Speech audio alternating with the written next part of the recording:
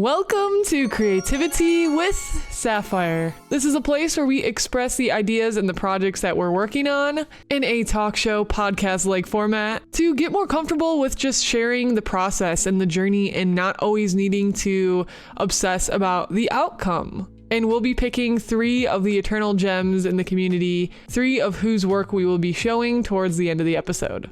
Okay, so I have a few project updates, although I've been so exhausted because my partner and I, we recently had to move, not to our own planning, and we were not planning on moving. So it has been kind of an upheaval in our life, but we're really excited and happy about the new place. We've only been here not even a week yet, probably a full week today. So I've been a little all over the place with not even having the mental space or energy or focus to even think too deeply about my project. And this kind of brought me to a lesson that I was thinking about recently that I think is really important to take into consideration is if you are going through a stressful season or there's a lot going on in your life, it is really hard to feel connected and safe to be able to create, because creativity is something that is kind of a luxury, I feel in a lot of ways, which is really ironic because there's a lot of stories about the starving artist and just not even having the needs provided for while creating, which I think is very ironic because the more peaceful you can feel in your nervous system and the more grounded you feel, the easier creating can become. But also there's resistance as well because then you have stability and comfort. So there's kind of a whole little thing to unpack there. But this is a lesson I just wanted to share with everyone. Ask yourself, are you going through a tough season right now? And if you are, it's okay to be really light with the creative work that you choose to do. It doesn't have to be a big project that you're working on because you just might not have the mental bandwidth, and that's okay. You don't need to push yourself into a place of harm or something that's hurting or painful because you're trying to create and you just don't have the extra energy because you're diluting it to something like moving, or maybe you just had your first kid or something like that, right? There's a lot of adjustments to learn. So give yourself grace if you are in an adjustment period and you're trying to figure out how creativity even fits into that new season of your life. So something I started exploring after getting a little bit more settled with this move is going on a self date. Now it might sound a little weird, a weird concept, but I especially think for artists and creatives, it can be really helpful. Even if you have a partner or you're married, I have a partner, we've been together for a long time now, and doing self dates is essential to reconnecting with your inner voice and your artist, yourself, your creative side. So something that I did was how I start with it, something you can try is pick somewhere you've never been before, find a cafe or a restaurant or a library that you've never been before, and choose something that you want to do while you're there. Obviously, if you're going to a cafe, you're going to eat, try a new food.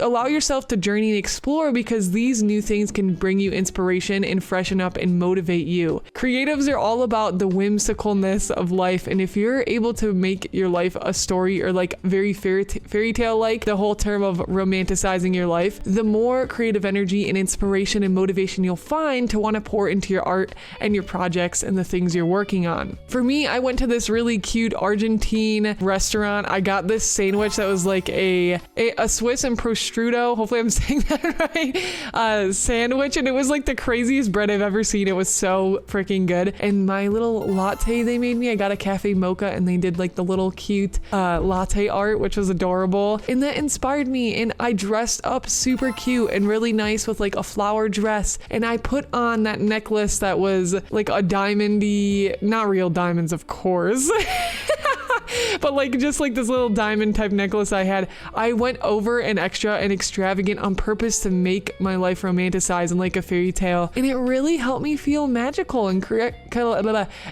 connected to my creative side. I brought a little journal, and I have this journal where I was journaling about my passions and my goals and setting some of those creative goals. So you bring yourself to this new environment, you make yourself that main character, and then you also bring a little journal and you can reflect on your next action planning or the next things you're interested in working on, and that can really give you the fuel and the spirits and the recharge. And again, this is helpful too if you're going through a lot, to give yourself some space and time to think, disconnected if you're able to, disconnected from other people or outside influences, really truly spending a moment with yourself. And this this allows you to build more self-trust as well, which is going to help with your creative journey when you're making creative decisions. Is like, oh, I trust myself to make this choice when I'm working on a painting or when I'm working on some music, right? It's very helpful, and it just helps with the whole process in general. So those are the two like really big pieces of wisdom or lessons that I've been thinking about and learning, and I will definitely be going on more fun self-dates. I even went to a thrift shop. Always love going thrift shopping because you never know what cool like random old artifacts you'll find, which is also very inspiring for like art. And then I also went to a game store I didn't even know existed that was like right over in that area, and I got my partner a little like surprise Warhammer figurine because he's recently gotten into Warhammer. So just those little pleasantries, and then like getting a gift for someone you love, and it's just, there's all these little things that can happen that it's like reapproaching the world with that curiosity and that love, and that inspiration and fuel and motivation will naturally fuel back into yourself, your arts, your creativity. All right, and now for project updates. I started working a little bit more on my fairy game this week. I'm still working on the devlog that I hope to release. And I started putting together the fairy house this week because I need a house. I had this idea, I'm gonna have the game start where it fades in from black like she just came out of her house and now she's going to search for berries. So this game is called Fairy Collector. It's a game I started very, very simple. I talked about it in episode number 1 and I'm really excited to see where it goes. I collected a ton of reference photos and I got into the conversation. I was live streaming over on Twitch, and a lot of the gems were suggesting like different fairy types and ideas for houses, which was really cool, and we were able to do a little bit idea like brainstorming and collaborating, and it was really helpful to do like some brainstorming before hopping into drawing, like what is my goal, like what am I trying to make this fairy house look like. And the main fairy character I have, she is more of like a nature fairy, so we're like, it makes sense if it's made out of something that's nature-y. And there's a lot of houses for fairies that if you've seen like fairy content where it'd be like made out of flowers or like whatever is in the garden. So I found some flowers, and this is the design that I've come up with so far. And let me tell you, there's a lot of structural issues with this that definitely need to be figured out. But I am really happy with the general direction and idea, and I don't draw a lot of architecture. I'm not a huge environmental artist, so this has been a big new goal for me and like stretch, and I'm really excited for it. Like I'm actually really hyped up and just need to make sure to dedicate and go through the process, get the feedback I need from other creatives, and just keep going. So I'm really excited with how that's going so far. And next, oh my gosh, I'm so excited for this. So I am working on a new 3D model for Saya. I know, you're not gonna see. No, you'll still see this one.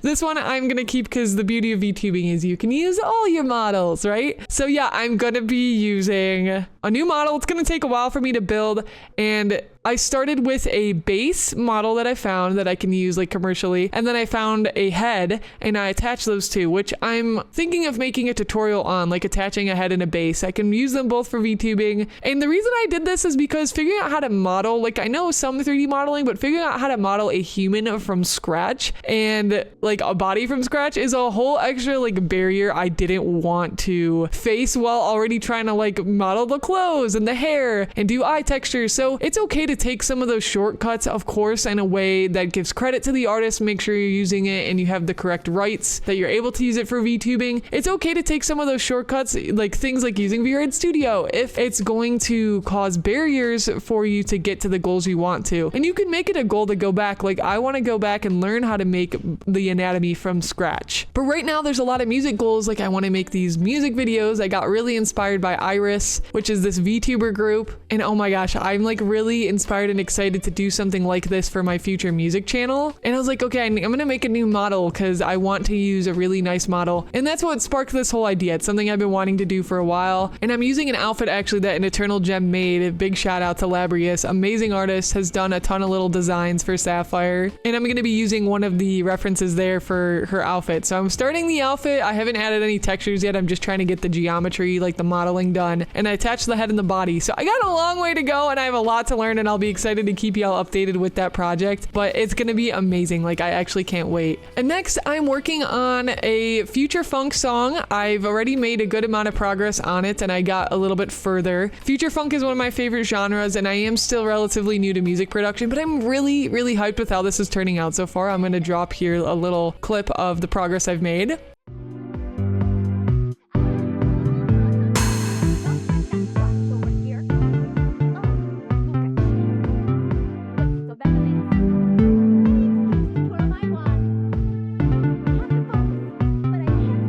going to be pairing it with this art of Syafire that I got done by a really amazing artist. I'll drop their username on screen if you want to check them out. One of my friends as well. And I'm going to have them cut that up for Live 2D, and I'm going to rig it and have it move slightly along with the Future Funk song for my music channel. And I'm really hyped about that as well because I want to hire and work with more artists and get commissioned fan art of Syafire while also making music, because then I can support artists while making my art. That's like one of my main goals, is to support artists and all be able to create cool things. So that's like a huge, my music channel, my model for making like music videos, all this is coming together, and it's something I've been wanting to do for a long time. So I just got to keep making sure I create windows and dedicate time. And I encourage you to do the same. If there's projects you're really excited about like that, like don't put it off. Like take one step at a time and see what barriers you can reduce, what friction you can reduce, like I did with, okay, I'm gonna like make compromises. I'm gonna choose a base and a head and put that together, and I will go back and learn anatomy. But right now there's these other goals I really want to hit, and I want to speed up the process just a little bit in a way that works. So yeah, you could always try that if there's things you want to do, but you're like,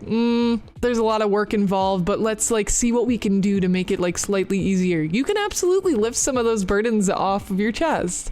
And next, something recently we started is doing figure drawing Fridays. My goal is to do one once a month or every other Friday, once a month at bare minimum. And that is over on my Twitch stream, which you're welcome to join us, especially if you're an artist. Even if you're not an artist and you want to join us for figure drawing, you can. Figure drawing is also known as gesture drawing, is very important if you enjoy drawing characters. It is like essential to getting better at drawing people. And we've been learning a ton, and we all share our different results in the chat. We've even done some animal drawings in a portrait as well for one of our last figure drawing Fridays. And normally you have a timer, like 2 minutes, 5 minutes, 30 seconds. It's really great to get warmed up and to just get better at art and release the perfectionism, like just getting more used to getting more time on the canvas, on the pen, on the paper. So yeah, this has been a relatively shorter week for me because of the move, but all little progress in things that I'm learning and growing through. Now it's time to spill the tea, where we talk about what creators are working on, as well as the lessons they've learned. First up is sketchingstarz saying, I am working on a keychain design of Aloy from the Horizon series, digital art turned physical. So far, I've learned to draw humans from the side better and how to draw chibis.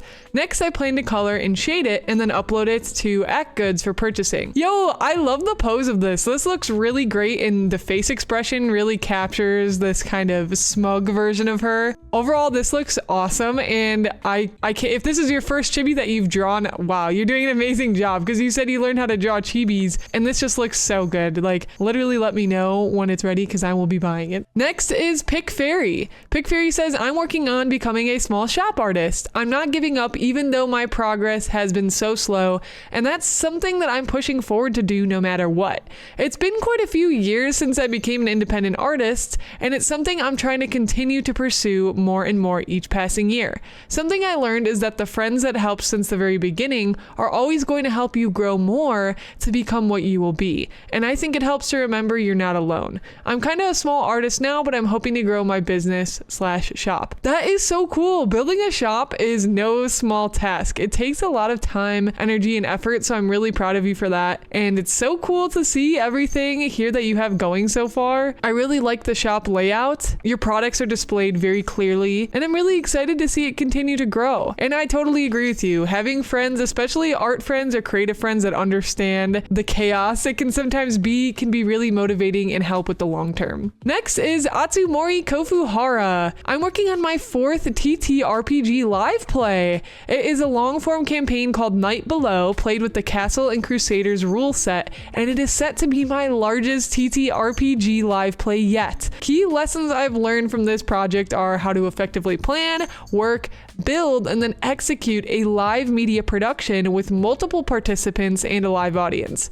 By the way, that's really impressive. I want to finalize unique art assets, getting the overlays commissioned and put together, getting all the players on the same page, character created, roles and classes picked, and all the prepping that goes into making the adventures itself happen on stream. And you can read the credits below. Wow, this is awesome. Doing a TTRPG live play, I mean, it's one thing to like have all the story written out, which I'm sure you are doing a lot of prep for the story, but then also adapting live with people you might not know as well is pretty cool. I I think this idea is awesome. And I know you said your campaign is starting sometime in April, so I'll drop the link below for anybody who's interested in taking a look at that. Very cool, Atu. We have some really great artists that spilled the tea with us today. If you want to submit one of your projects to be a part of the next episode, I will leave a link below for you to fill out that form. Looks like we're hitting some lag spikes. Whee! Oh, are we back? We're back, baby!